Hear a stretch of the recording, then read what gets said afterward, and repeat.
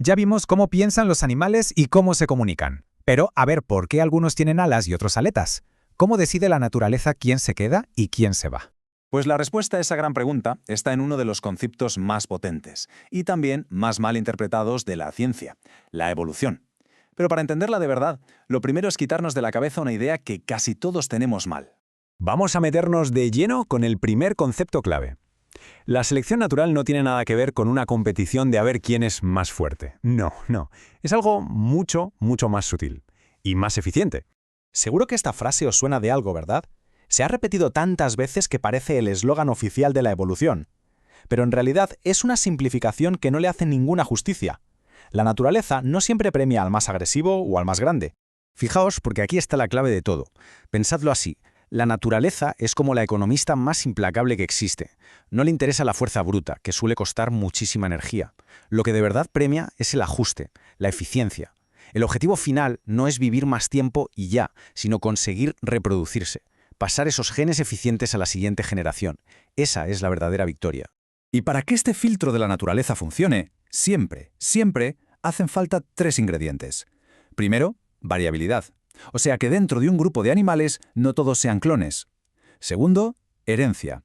Que esas pequeñas diferencias se puedan pasar a los hijos. Y tercero, y muy importante, presión ambiental. Tiene que haber un desafío, un depredador nuevo, un cambio en el clima, que haga que una de esas diferencias sea una ventaja. Y ojo que esto no es un cuento teórico, ¿eh? Esto lo hemos visto pasar delante de nuestros ojos. El caso del libro es el de la polilla de los abedules en Inglaterra. Antes de la revolución industrial la mayoría eran blancas y se camuflaban de maravilla en los árboles. Pero cuando las fábricas empezaron a soltar hollín y lo tiñeron todo de negro, las polillas blancas se convirtieron en una diana para los pájaros. ¿Quiénes sobrevivieron? Las que por pura casualidad tenían una mutación que las hacía más oscuras. El tablero de juego cambió y la selección natural hizo su trabajo.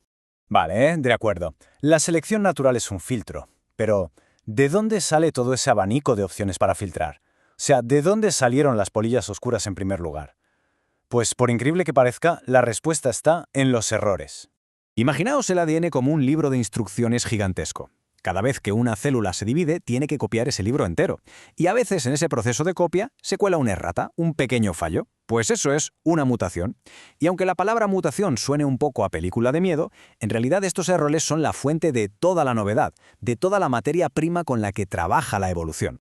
Lo que hay que entender es que la mayoría de estas erratas o no hacen nada o son perjudiciales, pero de vez en cuando, muy de vez en cuando, es como si te tocara la lotería biológica. Un error resulta ser una ventaja increíble. Sin estas pequeñas imperfecciones, sin estos fallos, las especies serían incapaces de adaptarse. Serían ejércitos de clones, totalmente vulnerables a cualquier cambio en el entorno. Bien, entonces ya tenemos la materia prima, que son las mutaciones, y la herramienta que elige, que es la selección. Ahora vamos a ver cómo la evolución se pone a construir. Y lo más curioso es que no siempre crea cosas de cero. De hecho, es una maestra del reciclaje. Cuando hablamos de una adaptación, hablamos de una solución casi perfecta para un problema concreto. Es una herramienta, ya sea una parte del cuerpo o un comportamiento, que ha sido pulida durante miles de generaciones, para una tarea específica.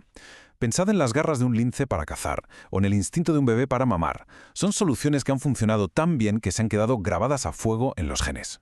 Pero aquí es donde la cosa se pone todavía más interesante. A veces, una herramienta que se diseñó para una cosa acaba sirviendo para otra totalmente distinta. El mejor ejemplo que hay son las plumas. Hoy pensamos en ellas para volar, ¿no? Pues su primer trabajo no tuvo nada que ver con eso. Originalmente, evolucionaron para mantener a los dinosaurios calentitos. Eran su abrigo. Y aquí está la genialidad. Millones de años después, la evolución cogió esas estructuras que servían de abrigo y las recicló. Les encontró un nuevo uso, volar. A este proceso se le llama exaptación. Y es la prueba de que la naturaleza es increíblemente oportunista. Coge lo que tiene a mano y le da una vuelta para resolver un nuevo problema. Pura eficiencia. Pero claro, la evolución no solo moldea a los individuos por separado, también esculpe las relaciones entre ellos. Es como un baile complejísimo entre especies. Un baile que a veces es una guerra total y otras, una alianza perfecta. A este baile se le llama coevolución y tiene estas dos caras. Por un lado está el conflicto, la típica carrera armamentística. El guepardo se hace más rápido para cazar a la gacela, así que solo las gacelas más rápidas sobreviven, lo que a su vez presiona a los guepardos para que sean aún más rápidos, y así sin parar. Por otro lado, tienes la cooperación. Una flor que desarrolla un color o un perfume que solo atrae a un tipo de abeja, creando una relación exclusiva en la que ambos ganan. Y esta cooperación llega a unos niveles que parecen de ciencia ficción. Por ejemplo, hay plantas que, cuando un insecto empieza a comérselas, liberan al aire unas sustancias químicas muy específicas. Esas señales son como una llamada de socorro, un SOS, que atrae a los depredadores de ese insecto. Es, literalmente, una especie de Internet químico para pedir ayuda. Increíble. Entender todo esto, toda esta genialidad de la evolución, no es solo por curiosidad científica. Es que es una fuente de inspiración brutal para solucionar nuestros propios problemas. Mirad este número. 30 grados centígrados. Esa es la temperatura que hay dentro de un termitero. Constante. Da igual que fuera haga un calor abrasador o un frío que pela. Lo consiguen con un sistema de ventilación natural que es una obra de arte de la ingeniería. Y todo sin gastar un solo vatio de electricidad. Y claro, ya estamos tomando nota.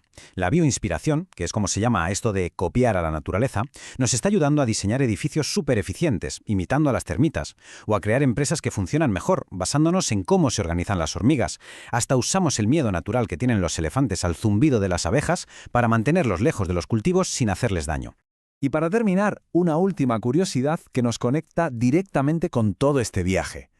Resulta que nuestro ADN está lleno de fantasmas, de genes de nuestros antepasados lejanísimos que están ahí desactivados.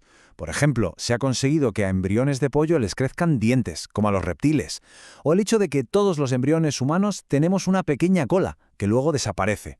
Son ecos de nuestro pasado, recordatorios de que llevamos toda esa historia escrita dentro. Después de todo esto, después de ver cómo la naturaleza crea, recicla, colabora y soluciona problemas durante casi 4.000 millones de años, la pregunta final es para nosotros. Si la evolución es, sin duda, la mayor innovadora de la historia, ¿de verdad estamos prestando atención? ¿Estamos aprendiendo sus lecciones?